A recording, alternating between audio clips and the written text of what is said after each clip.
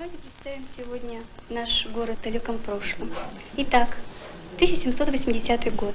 25 января по старому стилю Екатерина II издает указ о переименовании ряда селений городами. По этому указу на берегу реки Сысолы вырос город Уссурийск. Было в нем 324 дома крестьянских хозяйств, 11 торговых лавок, а на берегу реки возвышались две церкви – Петровская и Троицкая. Но не было в новом городе ни бульвара, улицы не мощены, днем и ночью освещались светом небесных светил, а во всякую пору дня и ночи родили стада овец и лошадей. Вот таким городом наш Уссурийск на рубеже 18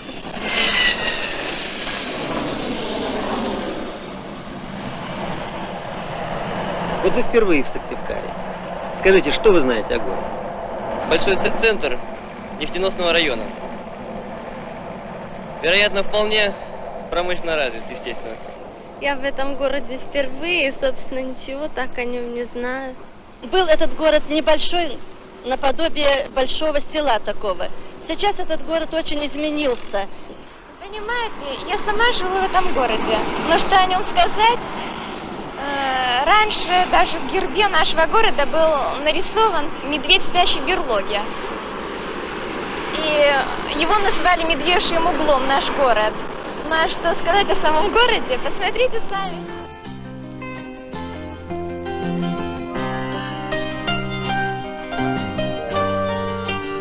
В этом таежном северном крае все города, и большие, и малые, начинаются на берегах рек.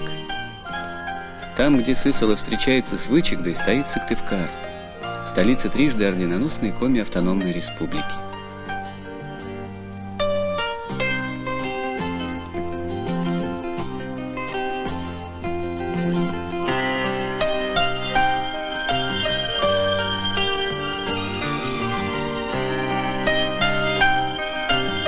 Всего лишь 60 лет тому назад в Усть-Сысольске, так назывался тогда Сыктывкар, был составлен первый в истории народа коми-букварь. Сегодня Сыктывкар – город высокой культуры, крупный центр науки и современной многоотраслевой индустрии.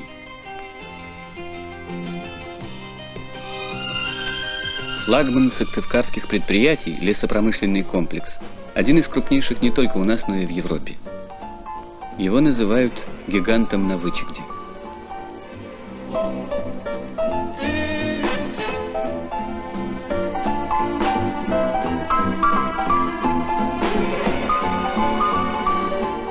Выпускаемая им продукция, целлюлоза, бумага, картон, кормовые дрожжи, поставляется во многие города нашей страны, государства Совета экономической взаимопомощи, Югославию, Францию.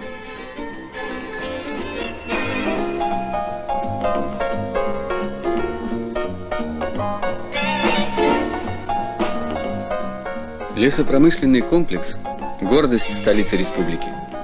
С его развитием прочно связано будущее города. Говорит инженер Владимир Исаевич Григорай.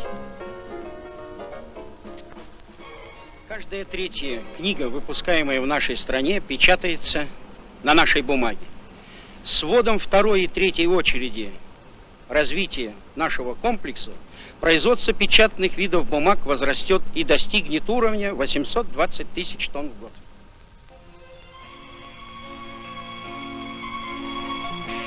Комплексное освоение природных богатств.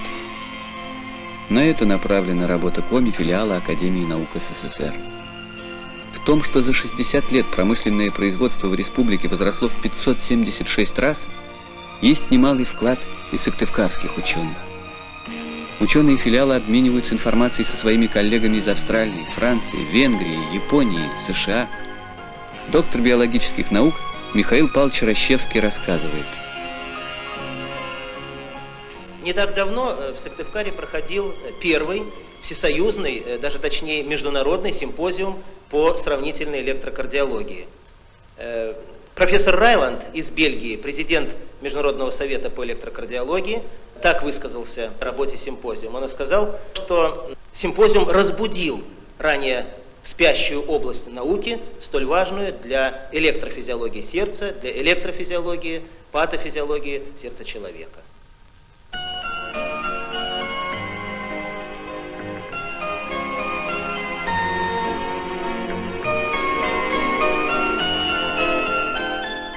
Специалистов для лесной, нефтяной, газовой, угольной, химической и других отраслей промышленности республики.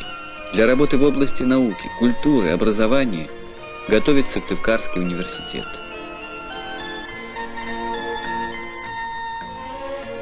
Идут вступительные экзамены.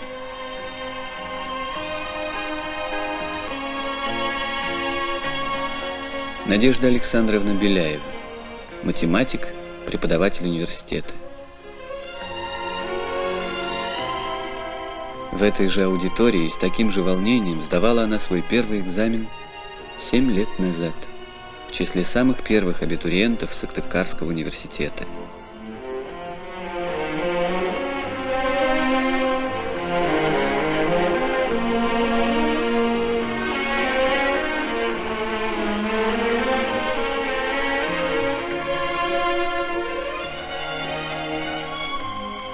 Сыктывкар сегодня большая строительная площадка.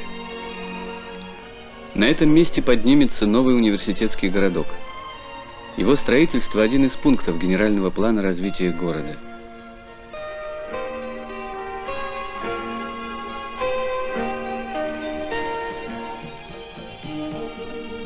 Сыктывкар.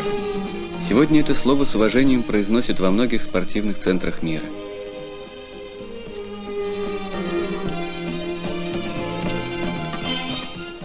Здесь живут прославленные советские лыжники-олимпийцы Раиса Сметанина, Василий Рочев, Николай Бажуков, Нина Рочева.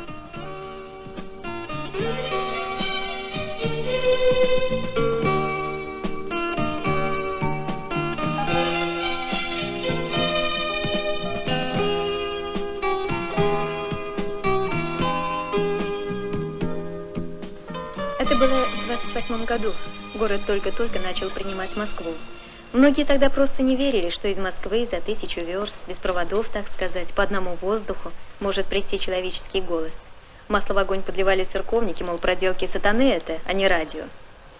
Тогда житель Усть-Сысольска Диамид Прокопьевич Ветошкин отправился в Москву с тем, чтобы попросить там разрешения выступить перед земляками по радио. И вот в назначенный час из наушников и репродукторов в Усть-Сысольске послышалась коми-речь. Видя оланет йортяс, Ветошкин пьянка черните, Диамид Прокопьевич. Здравствуйте, товарищи. Ветошкин с вами говорит, Диамид Прокопьевич. Добрый вечер, товарищи. Борры дона йортяс. Квайт восаен, тещок мыщо щижим доской медвоен, эжвакарен, Нина Дмитриевна, да Юрий Федорович, размыслов ясчемьян, чужец, Лёля, Кага, Оля. Каждый вечер выходит в эфир информационная программа Сыктывкарского телевидения.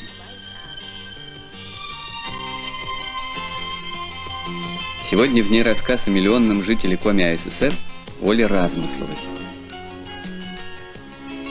Юбилейный для Сыктывкара год 1980, городу исполняется 200 лет, знаменателен и для Оли.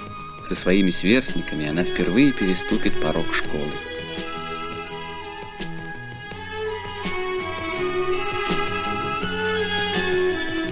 Если счастливы дети, успешно идут дела у взрослых, то и город, в котором они живут, город счастливой судьбы. Таков Сыктывкар, столица Коми Республики.